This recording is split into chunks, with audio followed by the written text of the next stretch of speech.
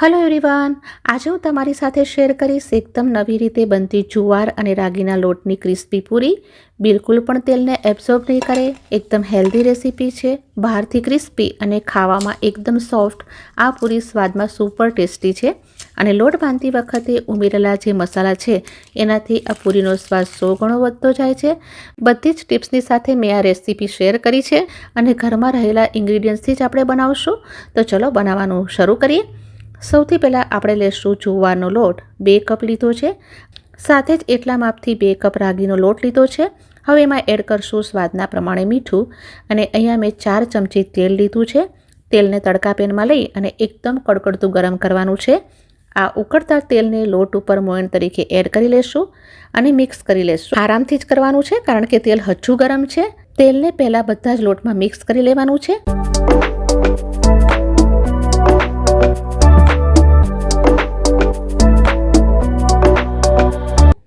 તો સરસ રીતે મિક્સ કરી લીધું છે અને હવે બીજી વસ્તુ એડ કરી લઈએ. હું અહીંયા 1/4 કપ કસૂરી મેથી લઈ રહી છું. આની જગ્યાએ તમે પલાળેલી મગની દાળ કે ચણાની દાળ પણ લઈ શકો છો. 2 ચમચી સફેદ તલ એડ કરશું.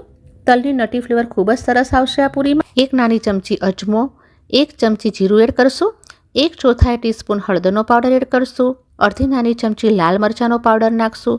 બધું જ મિક્સ કરી લેશું. તમે આમાં કઢી પત્તો પણ એડ કરી શકો છો જો ઘરમાં બધાને એની ફ્લેવર પસંદ હોય તો.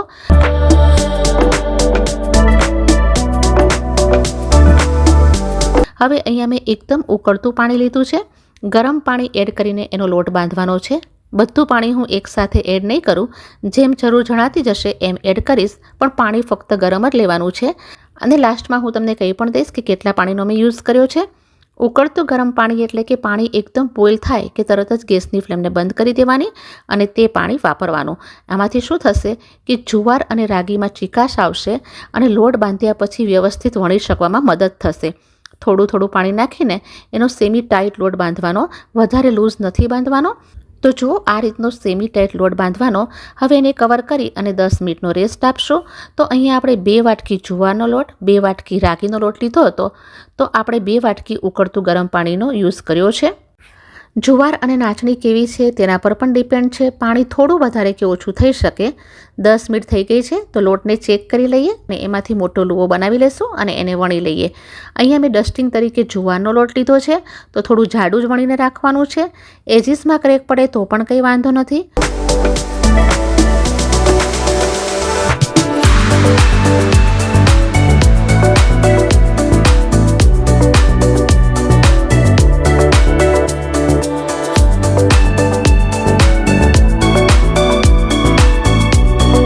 હવે મેં એને વણી લીધું છે તો ફોકની મદદથી સરસ રીતે હોલ પાડી લેશું જેથી પૂરી ફૂલે નહીં. તો મેં અહીંયા એક મોટી રોટલી વણી લીધી છે. અહીંયા આપણે જુવાર અને રાગીનો લોટ વાપર્યો છે. લોટમાં ચીકાશ ઓછી હોય છે. તો જો તમને મોટી રોટલી વણતા ન ફાવે તો તમે એકદમ નાના લુવા કરી અને 1 થી 2 વેલણ ચલાવીને નાની પૂરીઓ પણ કરી શકો છો. ફક્ત જુવારનો લોટ યુઝ કરશો તો સરસ રીતે વણાઈ જશે, પણ રાગીમાં ચીકાશ ખૂબ જ ઓછી હોય છે. હવે હું કૂકી કટર લઈ રહી છું અને સર્કલ શેપ આપી દઈશ અને આ રીતે સર્કલ શેપ આપ્યા પછી એને નીકાળી લેશું. મેં અહીંયા ગોળ પૂરીનો શેપ રાખ્યો છે. તમારે આટલી ઝંઝટ ન કરવી હોય તો મોટી પૂરી વણી અને સ્ક્વેર શેપ જેમ શક્કરપારામાં આપણે કરીએ છીએ તો નાઇફથી એ રીતે કટ કરીને લગાવી લો. એમ કરશો તો પણ ચાલે. લોટને ઢાંકીને જ રાખવાનો છે. 1 થી 2 મોટા લુવાની રોટલી વણી અને પછીની પૂરી બનાવી લેવાની અને તરત જ તળી લેવી. વધારે એને રાખવાની નહીં, નહીંતર ડ્રાય થઈ જશે. તો મેં આટલી પૂરી કરી. હવે બાકીની પછી પહેલાં તળી લઈએ. તો તળવા માટે તેલ મીડિયમ ગરમ જોઈએ. લોટના પીસને નાખીને જોઈએ તો એ તરત જ ઉપર આવે છે અને અંદર તૂટતો પણ નથી. મતલબ કે આપણું તેલ પરફેક્ટ છે. હવે પૂરીને તળવા માટે ડ્રોપ કરશું. જેટલી સમાય એટલી એડ કરવાની. પૂરી નાખ્યા પછી તરત જ ચમચો અડાડવાનો નહીં.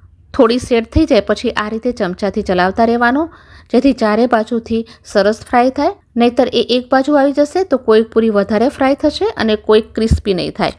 અડધા મિનિટ પછી એ સેટ થઈ જશે અને પછી સ્લો ફ્લેમ પર કુરકુરી ક્રિસ્પી થાય ત્યાં સુધી ફ્રાય કરી લેવાની. હું અહીંયા ડીપ ફ્રાય કરી રહી છું, પણ જો તમે ઓછા તેલનો યુઝ કરવા માંગતા હોય તો એર ફ્રાયરમાં પણ કરી શકો છો. લગભગ 3 થી 4 મિનિટ સુધી મેં એને ફ્રાય કરી છે. એકદમ ક્રિસ્પી થઈ ગઈ છે. હું તમને દેખાડું. જો કેટલી ક્રિસ્પી બની છે, એકદમ સરસ. હવે એને નીકાળી લઈએ. અવાજ પણ તમે સાંભળી શકો છો. અત્યારે તમને એના ઉપર થોડું પણ તેલ દેખાતું હશે, પણ ઠંડી થઈ ગયા પછી એકદમ ડ્રાય થઈ જશે. બસ ખાલી ક્રિસ્પી તળવાની છે. જો આવી ક્રિસ્પી તળી હશે તો 1 મહિના સુધી આરામથી રહેશે. બાકી બચેલી પૂરીઓને પણ તળી લેશું. તો જુઓ, બધી જ પૂરીઓ તળી લીધી છે. ટિપ્સ માત્ર એટલી જ યાદ રાખવાની કે સ્લો ફ્લેમ પર સરસ અવાજ આવે ત્યાં સુધી એને તળવાની છે. થઈ ગયા પછી એને પૂરેપૂરી ઠંડી કરી લેવાની અને પછી જ એને એરટાઇટ જાર કે કન્ટેનરમાં ભરી દેવાની. ગરમ ગરમ બિલકુલ નહીં ભરવાની. તો આ રીતે આપણી ક્રિસ્પી બધી જ જુવાર રાગીની પૂરી તૈયાર કરી દીધી છે.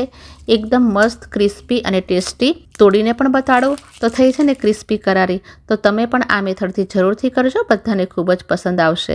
જલ્દી ફરી મળીશ નવા વિડીયોમાં. Till then take care and thanks for watching.